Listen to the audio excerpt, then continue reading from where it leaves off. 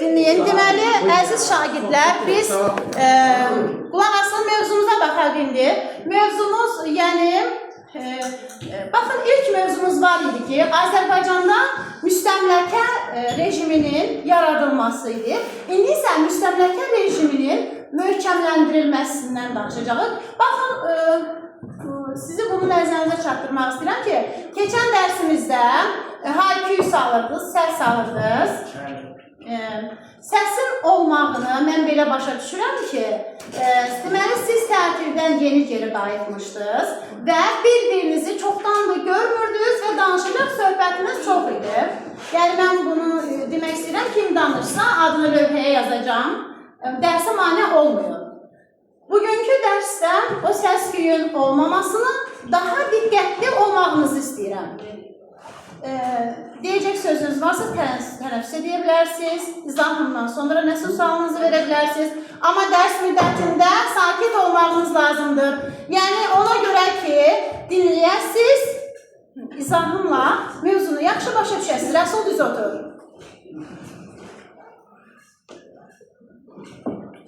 Deməli, əziz şagirdlər, müstəmləkə rejiminin möhkəmləndirilməsindən danışacağıq. Yeni inzibati bölgünün tətbiq olması bu nədən irəli gəlirdi? Hansı ki, Rusiya öz müstəmləkə siyasətini tətbiq etmişdi, indi bunu möhkəmləndirirdi. Yəni, niyə möhkəmləndirirdi? Artıq uğursuz oldu birinci addımı. Yəni, komendant idarə sistemi. Komendant idarə sistemi niyə uğursuz oldu? Çünki komendant öz başınalığı, vergilərin düzgün yığılmaması, əhali ilə pis rəftar gətirib bundan çıxartdı. Və artıq üsyanlardan sonra burada dəyişikliklər edilməsi qərarına gəlinib. Çünki hətta üsyanlarda ali təbəqənin nümayəndələri belə iştirak edirdilər və məqsəd baxın, bu sistemi Cumhurimperiya sisteminə uyğunlaşdırmaq idi. Yəni, Rusiyanın mərkəzində olduğu kimi və 1840-cı ildə Çar 1-ci Nikolayın fərmanı ilə inzibati məhkəmə islahatı keçirilməsi qərarı alındı və quberniya, qəza sahə inzibati bölgüsü tətbiq edildi və məhkəmə sistemi yaradıldı. Yəni, yer dəyişiklik edilmiş formada və komendant idarə üsulu ləğv edildi. Və baxın, bu ərazilərdən hansı inzibati bölgü tətbiq edildi, buna baxacağıq. Deməli, burada qeyd olunur ki, əhalinin əksəriyyəti Azərbaycanda olan qəzaların yeni inzibati bölgüsü üzrə paylanması. Deməli, Cənubi Qafqaz iki qurum yaradıldı. Cənubi Qafqazda Xəzər vilayəti, mərkəzi Şamaxı olmaqla və bir də Gürcə İbeniti quberniyası, bu da mərkəzi Tiflis idi. Xəzər vilayətinə daxil idi Şamaxı, Qarabağ, Şəki, Bakı, Lənkəran, Quba, Dərbənd qəzaları. Yelizavetpol, yəni Gürcə İmereti quberniyasına isə Yelizavetpol, Naxçıvan, İrəvan qəzaları və Can-Balakən dairəsi daxil idi. Gördüyünüz kimi Naxçıvan və İrəvan qəzaları burada qeyd edək. Yəni, həm 28-ci ildə bu xanlıqlar ləğv edildikdən sonraki buradakı erməni vilayəti, qondarma erməni vilayəti yaradılmışdı ki, həmən vilayətlər ləğv edildi və buradan Naxçıvan və İrəvan qəzaları yaradılmış oldu. İndi, baxın, bizim kitabımızdakı xəritəyə baxaq. Baxın, xəritə suallarımız da qarşınıza çıxa bilər. Baxın, sərhəddi müəyyən edək. Deməli, mövzunuzda, kitabınızda baxa bilərsiniz ki, sərhədi müəyyən edək ki, baxın, burada göstərilir Xəzər vilayətidir.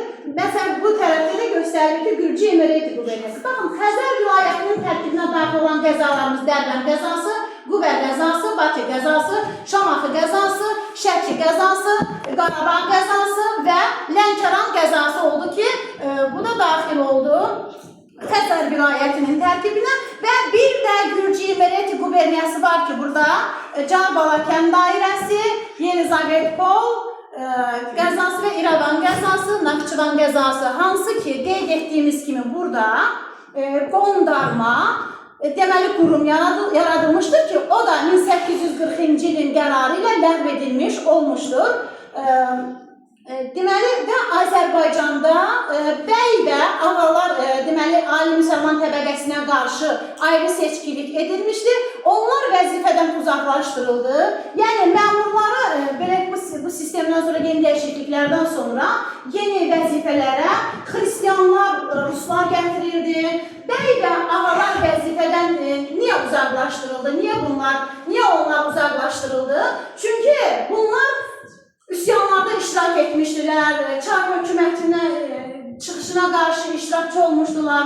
Artıq Çar hökuməti bunlara etibar etmədi və əvəzində Rusiyanın mərkəzinə tabi olan məmurlar təyin etdi. Bu da təbii ki, uğursuz bir adım oldu. Çünki həmin o mərkəzdə olan ali yerli məmurlar yerli əhalini adət-ənənəsindən, məişətindən, onların yaşayış tərzindən bir xəbər olduqlarına görə deməli onları düzgün idarə edə bilməyəcəklər. Baxın, məhkəmə islahatına baxın. Deməli, məhkəmə islahatında əsasən Ümumrusiya qanunları idarə olan məhkəmələr yaradılmışdır. Deməli, məhkəmə rus dilində aparılacaqdır. Yəni, rus hakimləri sədrliyi ilə deməli, nə zaman 40-cı il məhkəmə islahatından söhbət gedir. Deməli, burada olan şəriət məhkəmələri, hansı ki, əvvəlcədən ənənəvi məhkəmələr idi bunlar. Baxın, bunların hüquqları çox belə deyək ki, həddən məhdudlaşdırıldı və yalnız kəbin, talıq və vərəsəlik hüquqları onların əlində qalmışdır. Və islahatın uğursuzluğu, əvvəl də qeyd etdim ki, ali müsəlman təbəqənin vəzifədən uzaqlaşdırılmasıdır və ondan uzaqlaşdırıb buranı tanımayan məmurları vəzifəyə təyin etdilər. Bu da ki, təbii ki, Çar hökuməti yaxşı başa düşməlidir ki, əslində bir oranı idarə etmək üçün həmən əhalinin yanında hörməti olan şəxslər təyin etmək lazım idi ki, vəzifəyə ki, bu şəxslər də təbii ki, ali müsəlman təbəqəsi nümayəndələri, bəy və ağalar idi ki, onları da vəzifədən uzaqlaşdırmışdılar. Deməli, Cənubi Qafqaz canişinliyi ilə danışıq. Cənubi Qafqaz canişinliyi 1844-cü ildə yaradıldı. Hansı ki, qeyd etdiyim mərkəzdən bura məmurlar təyin edilirdi. Mərkəzin idarə olunan məmurlar idi. Artıq Qafqaz canişinliyinin yaradılması ilə biraz bu əraziyə yaxınlaşdı. Yəni, artıq bu Tiflisdən idarə olunacaqdı. İlk canişin Mikhail Orosov oldu. Yəni, bu Çar düşündü ki, Tiflisdən buranı idarə etmək daha yaxşı olacaq. Amma Orosovun təklifi ilə yeni quberniyalar yaradıldı. Baxın, Cənubi Qafqazda ilk olaraq 1846-cı ildə 4 dənə quberniya yaradılmışdı. Quberniyalar Tiflis, Kutayiz, Şamaxı və Dərbənd idi. Deməli, 46-da yaradılan 4 quberniya hansı oldu? Tiflis, Kutayiz, Şamaxı və Dərbənd. Və 49-cu ildə İrəvan quberniyası, 68-ci ildə isə Yelizavetpol quberniyası yaradıldı. Baxın, bu quberniyalarda Şamaxı quberniyası 1859-cu ildə Bakı quberniyasına çevrildi.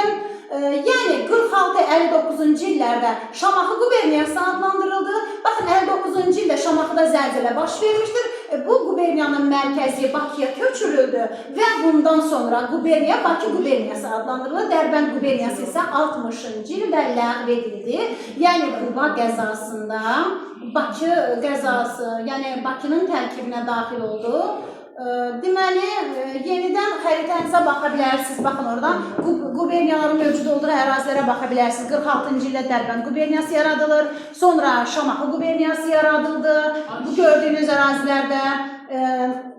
Sonra Tiflis quberniyası yaradılır. Gördüyünüz ərazilərdə, deməli, orada verilənlər Azərbaycanlı əhalinin üstünlüyü olan ərazilərdir. Və bir də 49-cu ildə də İrəvan quberniyası yaradılmış oldu. Gördüyünüz kimi, baxın, Quba qəzası Dərbənd quberniyasının tabeliyində olub. Bakı qəzası, sonra Qarabağ, Lənkəran, bunların hamısı Şamaxı quberniyasına tabedir. Və Naxçıvan və belə deyək ki, ərazisini əhatə edən İrəvan quberniyası da yaradılmışdır. Və 59-cu ildə mərkəzi Şamaxıdan Bakıya köçürülür. Səbəb də zəlzələnin olması idi. Daha sonra 68-ci ildə bu qonşu quberniyaların ərazisi hesabına Yelizavetpol quberniyası yaradılır. Bəy bəy və ağalardan danışdıq. Bəy və ağalara qarşı təqiblər, təzyiqlər göstərilirdi və hətta 1841-ci ildə onların torpaqları müsadirəsinə başlanır, onların əlindən alınır. İlk öncə Qazax, Şəmşədir və Borçalı bəylərinin, daha sonra Xəzər vilayəti bəylərinin torpaqları müsadirə olunur. Lakin bu təbii ki, sərt bir addım idi, bəyləri özünə qarşı qoymaq, əhalinin narazılığını daha da artmasına və idarə olunmasına çətinləşdirirdi. Deməli, Urosov, yenə də daha doğrusu Çar Urosova bununla bağlı layihə hazırlamağı tapşırmışdı və 1843-cü ildə ali müsəlman təbəqəsi hüquqları tanındı, imtiyazları tanındı. Yəni, testlərdə qarşımıza çıxa bilər ki, ali müsəlman silkinə vaxt yaranmışdır. Əslində, bu 1843-cü ildə onların hüquqları tanındı və bununla bağlı oldu və həmən Urosovun tapşırılan layihədə 1846-cı ildə reskript qanun gücündə olan sənəd mənasındadır. Yəni, reskript verilir, həmən reskriptlə artıq bəylərin hüquqlarına, belə deyək ki, bəylərə doğru addım atılır. Deməli, 1846-cı il reskriptində nələr nəzərdə tutuldu? Deməli, bəylərə torpaq üzərində irsi mülkiyyət hüququ verildi. Bu hansı torpaq idi? Mülk, teyul və xalisə torpaqlar idi. Yəni, bəylər onlara məxsus irsi və mülkiyyət hüququ qazandıran, deməli, 46-cı ildə irsi hüquq, sonra isə öz nəsildən nəslə keçirə sata və bağışlaya bilirlər, bu hüququ qazandılar və bunlara tabi olan kəndlilərin adları ümumi olaraq adlandırıldı. Oldu sahibkar kəndlərindən gedir. Hansı kəndlərdən?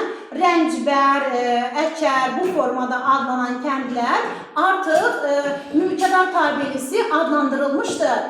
Və bu əslində 46-cı il reskripti ilə Rusiyanın sosial dayaq yaratmaq sahəsində ilk ciddi addım olmuşdur. Yəni, bununla qeyd etdiyim kimi, bəylərlə yaxınlaşma yolunda ilk addım atdı. Onlarla yaxınlaşdıqdan, baxın, burada Rusiyanın sosial dayaq yaratmaq sahəsində yaratdığı ilk addım idi. Həmən bu ilk addım 46-cı il reskripti idi. Bir daha təkrar edən bu reskriptə əsasən nələr qəbul olunmuşdu? Bəylərə torpaq üzərində ilki mülkiyyət hüququ verilmişdi. Onlar həmin torpaqları sata, bağışlaya, icarəyə verə bilərdilər. Yəni, belə deyək ki, onların öz sərəncamları var idi ki, kəndlilər hamısı birlikdə mülkədar tabeliyində insanlar adlandırılır və bununla bağlı sosial dayaq yaratmaq məsələsi, deməli, sosial dayaq yaratmaq idi, ilk addım hesab olunurdu.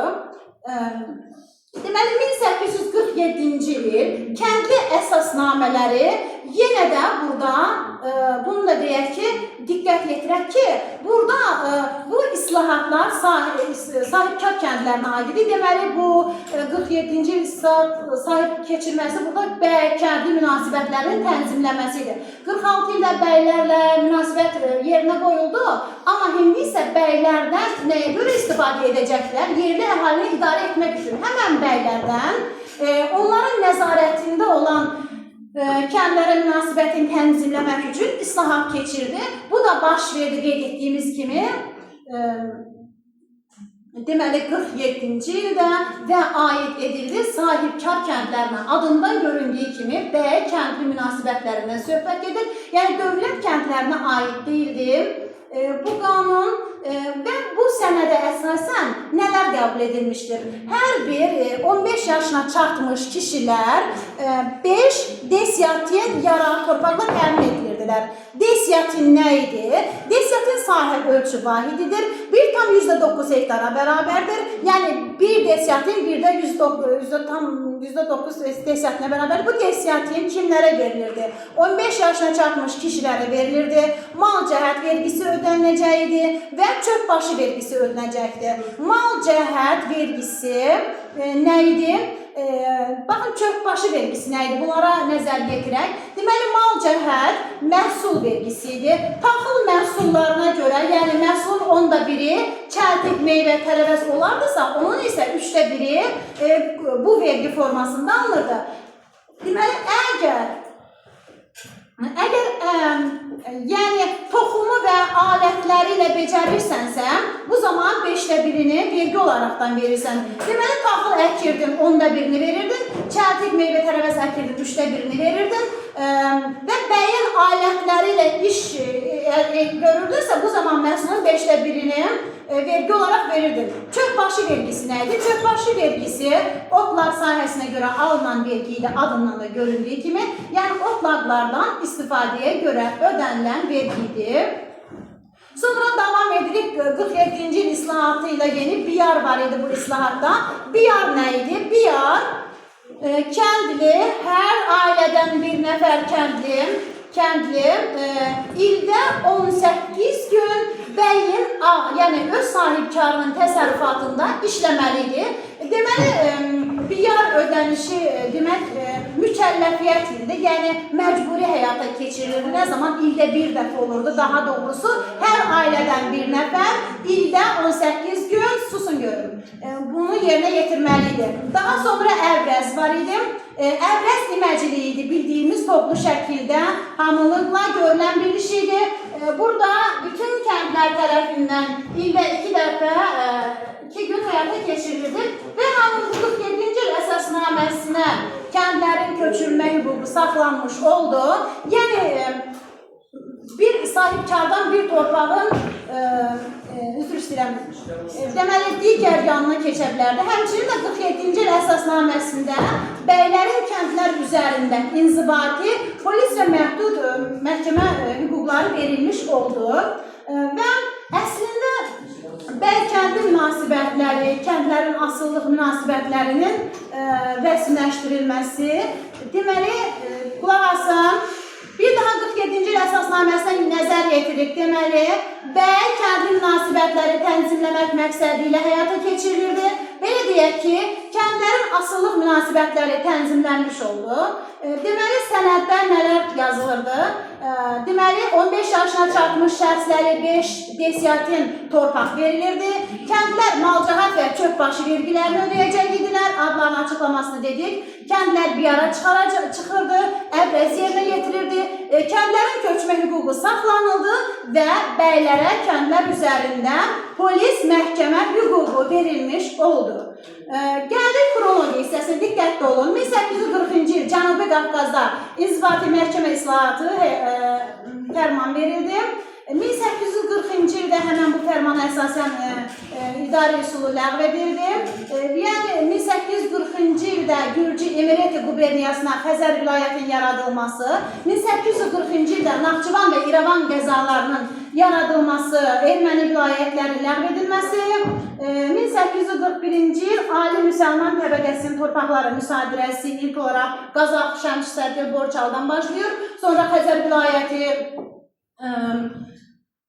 şamil olur. Sonra 43-cü ildə Ali Müsəlman silkinin hüdudlarının tanınması, 1844-cü il isə Qafqaz canişinin yaradılması, 1846-cı ildə Çar tərəfindən reskriptin yəni olması bəylər haqqında, 1846-cı il Tiflis, Kutays, Dərbənd quberniyalarının yaradılması, daha sonra isə 1847-ci il kəndi əsasnamələrinin qəbul edilməsi, 1849-cu ildə İrəvan quberniyası yaradılması, 1859-cu il Şamaxı quberniyasının Bakı quberniyasına çevrilməsi, 1868-ci ildə Yelizavetpol quberniyasının yaradılması.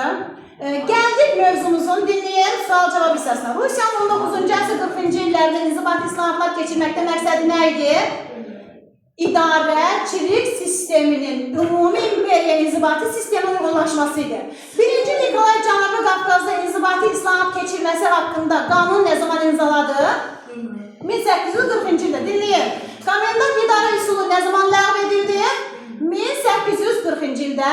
1840-cı il qanuna əsasən Cənubi Qafqazda hansı inzibati qurumlar yaradıldı? Gürcü İmireti quberniyası, Xəzər vilayəti, Naxçıvan və İrəvan qəzaları nə zaman yaradılmışdır? 1840-cı ildə Xəzər vilayətinin tərkibinə hansı qəzalar daxil idi? Şamaxı, Qarabağ, Şəki, Bakı, Lənkəran, Quba, Dərbənd. Xəzər vilayətinin mərkəzi hara idi?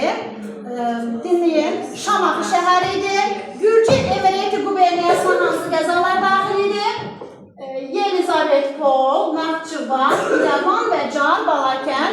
Gürcü Emirati quberniyasının mərkəzi hansı şəhər idi? Tiflis şəhəri idi.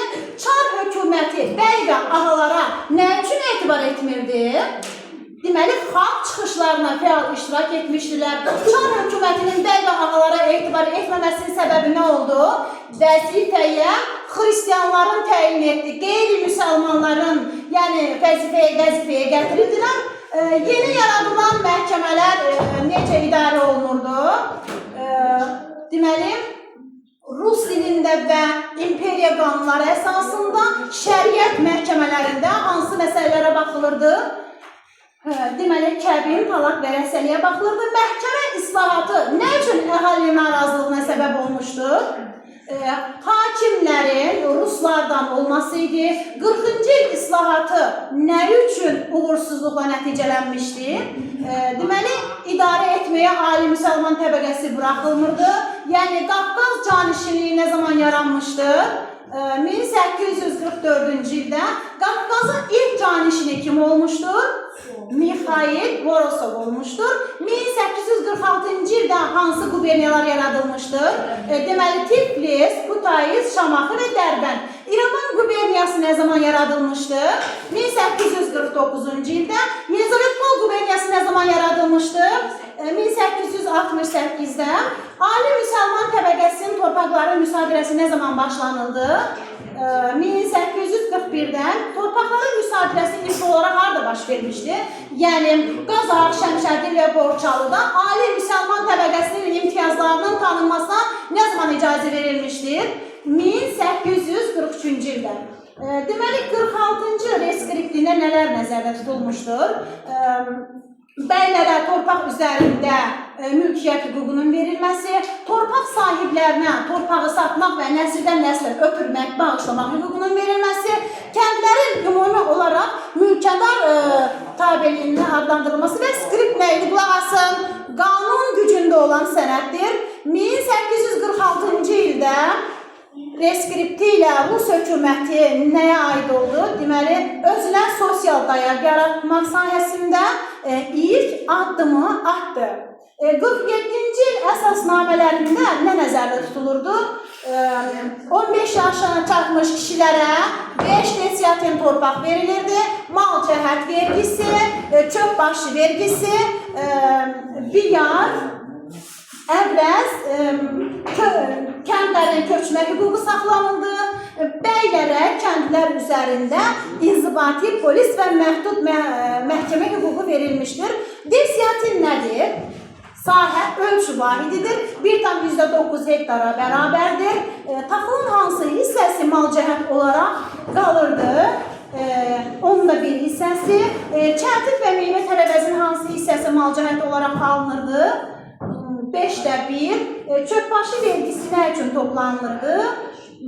Otlaq sahələrdən istifadə edirdilər. Yəni, kəndi əsasnaməsinə görə biyar necə həyata keçirilirdi?